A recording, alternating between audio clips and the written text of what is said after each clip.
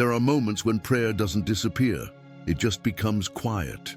Not calm, not comforting, just quiet. You still show up. You still bow your head. You still speak God's name, but without strength, without expectation, without urgency.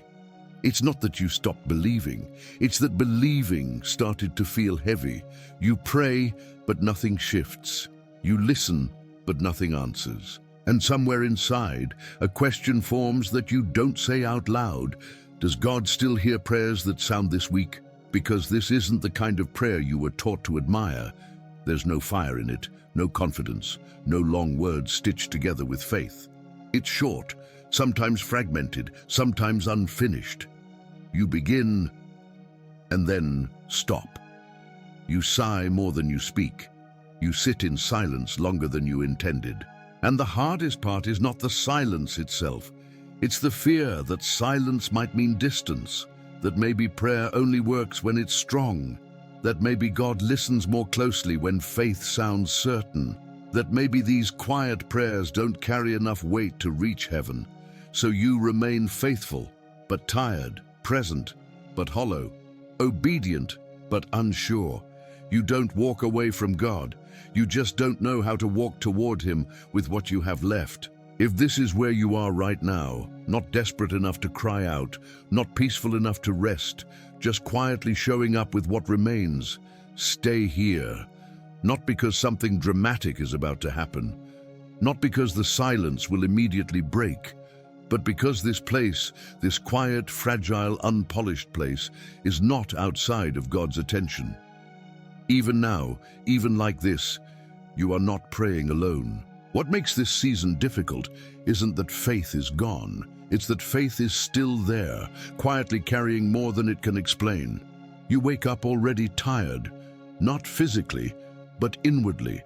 A kind of exhaustion that sleep doesn't touch. You still believe, you still pray, but everything feels slower now. Your thoughts feel heavier. Your heart feels guarded. Even hope feels like something you handle carefully, afraid it might break if you lean on it too hard. There's a fear that lingers without a clear name. Not panic, just a constant tension, as if something is always about to slip.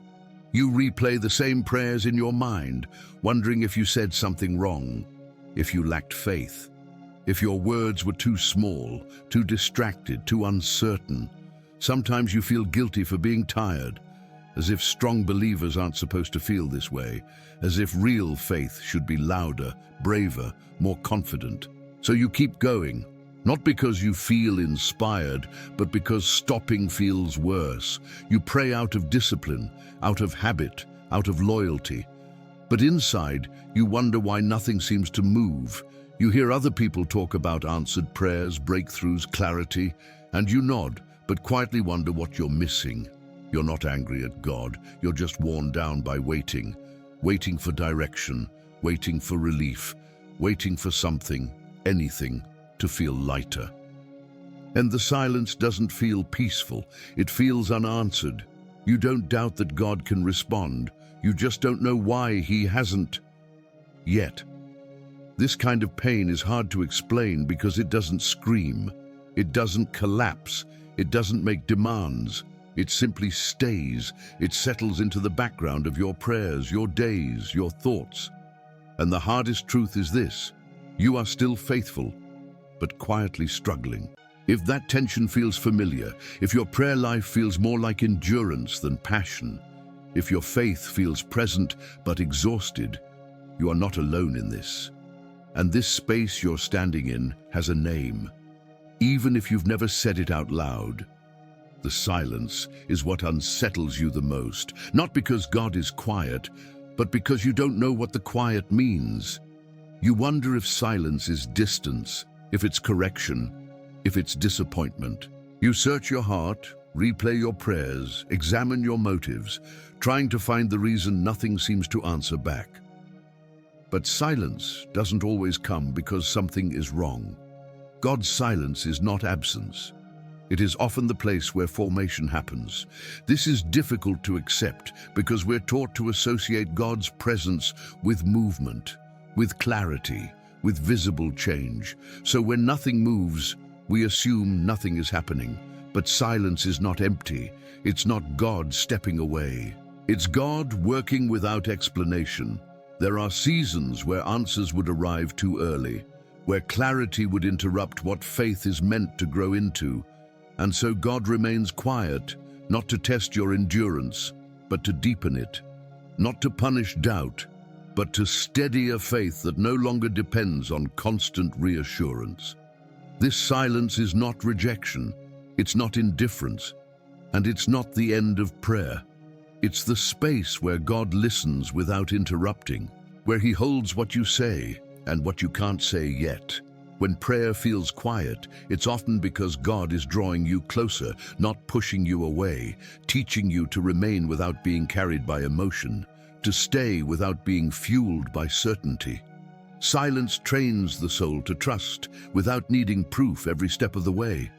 And though it feels uncomfortable, even unsettling, this quiet is not outside God's care. You are not being ignored. You are being held in a way that doesn't announce itself. God is present even when He is not loud, near even when He does not explain. And the silence you're experiencing is not a closed door. It's an invitation to remain, not to strive harder, not to pray louder, but to stay. This is where Psalm 23 begins to walk beside you, not as an explanation, but as presence. The Lord is my shepherd, I shall not want. These words don't rush in to fix the silence. They don't argue with your fatigue. They don't correct your feelings. They simply stay. A shepherd does not shout directions from a distance. He walks close. He adjusts his pace. He notices when the sheep slows down. Psalm 23 was never written for moments of spiritual strength. It was written for the road, for long stretches where nothing dramatic happens, just steps, pauses, and quiet guidance.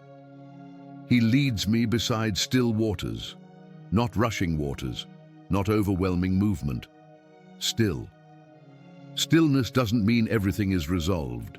It means you are not being hurried. When prayer feels quiet, Psalm 23 doesn't demand louder faith. It reminds you that being led does not require energy, only willingness to remain close. He restores my soul. Restoration doesn't arrive with noise. It often begins unnoticed, before clarity, before answers, before relief. The psalm doesn't promise that the path will suddenly make sense. It promises that you will not walk it alone. Even the valley is acknowledged, not avoided, not denied. Even though I walk through the valley of the shadow of death, I will fear no evil. The psalm doesn't say the valley disappears. It says God enters it with you. Quiet prayers are not weak prayers. They are often the most honest ones. The kind spoken when there's nothing left to perform, and Psalm 23 does not ask you to explain your faith. It asks you to stay near the shepherd, not to understand the silence, not to break it, just to keep walking. For a moment, let the pace slow. There is nothing you need to prove here, nothing you need to fix, nothing you need to explain. Just breathe, not deeply, not dramatically. Simply allow your breath to return to its natural rhythm. Psalm 23 does not rush you forward. It invites you to lie down. He makes me lie down in green pastures. Notice that this rest is given, not earned. You don't lie down because everything is resolved. You lie down because the shepherd knows when your strength has reached its limit. You are allowed to rest even when questions remain, even when prayers are unfinished, even when the silence has not lifted. Quiet prayer is still prayer, still heard, still held. If words feel heavy, let them fall away.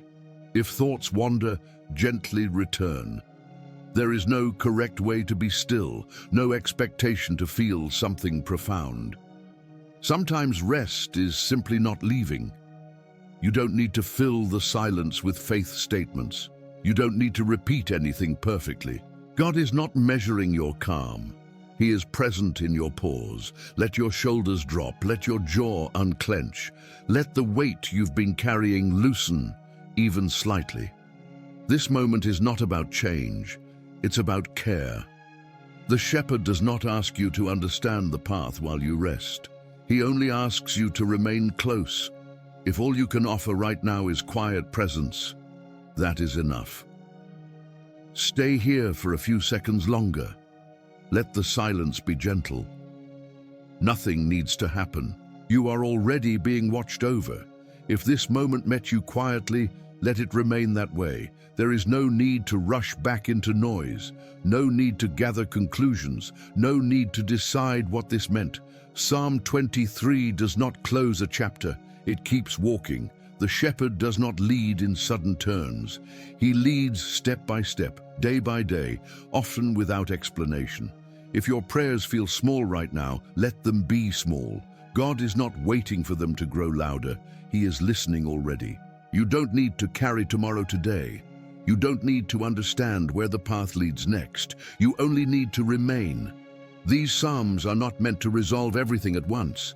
They are meant to stay with you, to return to breathe with, to walk beside you when faith feels quiet. If today all you could offer was presence, that presence was enough. If you return tomorrow with the same quiet prayer, it will still be heard. Nothing about this journey is wasted. Not the silence, not the waiting, not the slow pace. The shepherd does not grow impatient with quiet sheep, so remain close. Let this not be an ending, but a continuation. One psalm, one moment, one step at a time, and when you return, this path will still be here.